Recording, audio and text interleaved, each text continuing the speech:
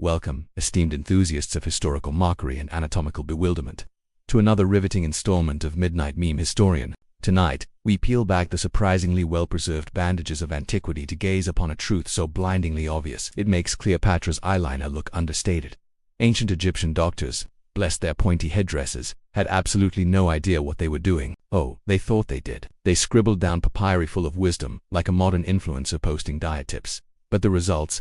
Let's just say if you were counting on them for anything beyond a fashionable exit, you were sorely out of luck. But at least they had cool eyeliner, right? A truly visionary contribution to human civilization, far more impactful than, say, germ theory. For millennia, we've gazed in awe at their pyramids, their hieroglyphs, their bafflingly intricate mummification process, and assumed a corresponding brilliance in all fields. But their medicine, picture a medieval barber attempting brain surgery while simultaneously consulting a horoscope and a particularly damp fortune cookie. That's roughly the level of sophistication we're discussing. They diagnose diseases by sniffing urine and looking at bumps, which, admittedly, is how many of us diagnose our significant other's moods on a Monday morning. The difference is, they then proceeded to prescribe remedies involving bat blood, lizard dung, and the actual brain matter of various unfortunate animals. Because clearly, the cure for a persistent cough is a delightful concoction of donkey feces and honey. Delicious and effective. If your definition of effective is you'll probably die anyway, but at least your last moments were memorable. Their understanding of human anatomy was, shall we say, selective. They perfectly understood how to remove organs for mummification, mostly because they were planning on stuffing them into jars, but the function of said organs, mostly a mystery. The brain, that squishy, magnificent supercomputer we all depend on for, thinking.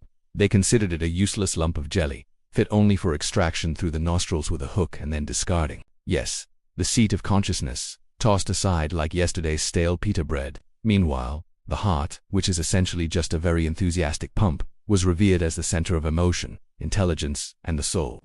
So, in their medical view, your deepest thoughts and feelings resided in a muscle that's main job is to circulate blood, while your actual thinking organ was disposable slime. It's almost charming, in a terrifying, medically negligent sort of way. Consider their approach to pain relief. Opium and cannabis were known, certainly, but often mixed with incantations and offerings to various deities, because nothing screams cutting-edge pharmacology like invoking Sobek, the crocodile god, to alleviate your toothache. And surgery, oh, they dabbled, mostly in setting broken bones with varying degrees of success and lancing boils.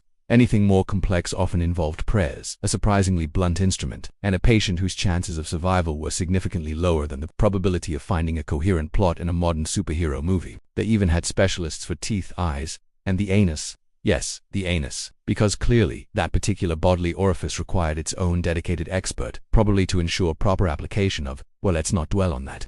The point is, you could have an Eye of Horus specialist, but if you had a systemic infection, their best advice was probably pray harder and try this dead mouse concoction. And the remedies, they're a masterclass in pseudoscience meets desperate superstition. For baldness, they recommended rubbing a mixture of fat from a hippopotamus, crocodile, cat, snake, and ibex onto the scalp, because if there's one thing that promotes luxurious hair growth, it's a greasy, multi-species animal fat paste. For blindness, try pig's eyes mixed with red ochre. For bad breath, a chewing gum made of frankincense, myrrh, and cinnamon. Actually, that last one isn't terrible. See, every now and then they'd stumble into something mildly sensible, almost by accident, like a broken clock being right twice a day. But for every sensible breath mint, there were 10 prescriptions for remedies involving animal brains, human excrement, or mysterious fluids. It was less medical science and more a particularly unpleasant culinary adventure. So, when you hear whispers of ancient wisdom and advanced Egyptian medicine, just remember what they were actually doing. They were the pioneers of just try everything and see what sticks, and mostly, nothing did.